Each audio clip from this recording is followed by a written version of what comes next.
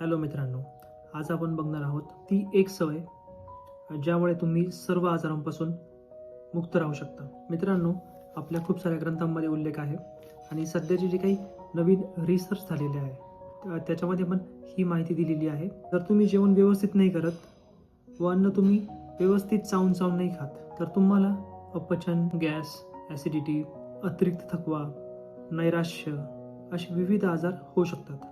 पण सध्याचे जे काही रिपोर्ट्स आहेत ते आणि ग्रंथांमध्ये उल्लेख आहे, जर तुम्ही एक घास कमीत कमी 15 ते 20 वेळा चावून खात आहात तर 90% आजार तुम्हाला होणारच नाही.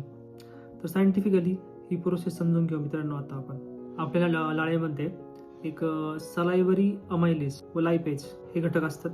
हे कार्बोहायड्रेट्स आणि फॅट्सला पचवायचं काम करतात, ज्यामुळे जेव्हा आपण अन्न चावतो तेव्हा तोंडामध्ये गोड चव निर्माण होते.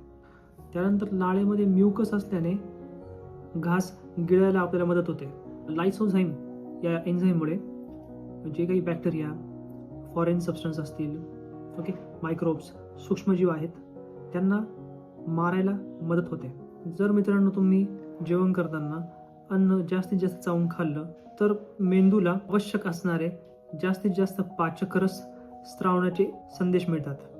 आणि याच्या उलट जर अन्न भराभर तुम्ही गिळलं, तुम्ही चावून नाही खाते, तुमच्या पोटाला जास्त मेहनत घ्यावी लागेल ते अन्न पचवण्यासाठी. मित्रांनो, तुम्ही विचार करा, तुम्हाला इतके अणकुचीदार दात दिलेले आहेत आणि या दातांच्या सहाय्याने तुम्ही अन्नाला कितीही बारीक करू शकता. जेव्हा तुम्ही जास्त चावून खाता तेव्हा लाळ पण खूप मोठ्या प्रमाणात तयार होते. तर ही लाळ तुम्हाला मदत करते. या उलट जर तुम्ही अन्न भराभर गिळलं तर तुम्हाला अपचन, पोटदुखी, गॅस, ॲसिडिटी अशा पद्धतीचे विविध आजार होतात आणि आपल्या जठरावर पण खूप जास्त दबाव पडतो अन्न पचवण्यासाठी. त्याच्यामुळे तुम्हाला अति थकवा, अति आळस जाणवतो. त्यामुळे मित्रांनो, आपल्या ग्रंथांमध्ये उल्लेख आहे की अन्न पाण्यासारखं प्या आणि पाणी अन्नासारखं खा. धन्यवाद.